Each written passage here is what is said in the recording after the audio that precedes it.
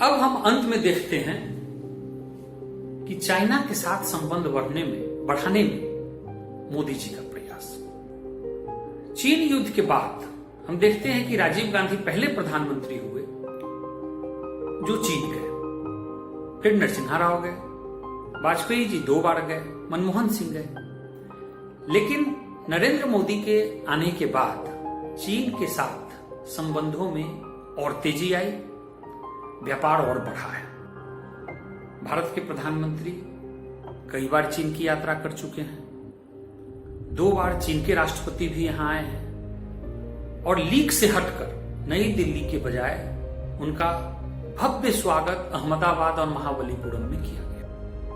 मोदी जी गुजरात के मुख्यमंत्री रहते भी चीन से अच्छे संबंध के पक्षधर थे और उन्होंने वहां चीनी निवेश को काफी प्रोत्साहित किया था।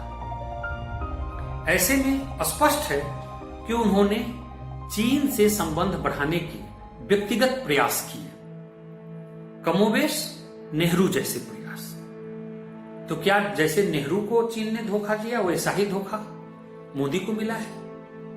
वर्तमान स्थिति को देखकर कहा जा सकता है और शायद इसकी समझ उन्हें भी है।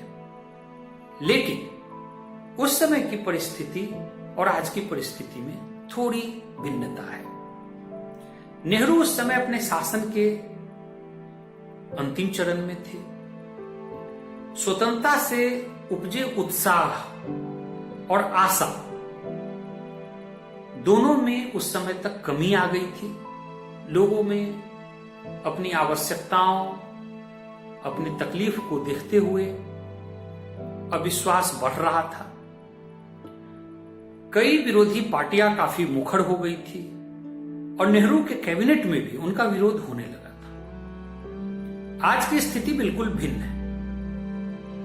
मोदी लोकप्रियता के अपने चरम पर हैं, विरोधी दल काफी कमजोर है, कैबिनेट में मोदी का कोई विरोध नहीं है।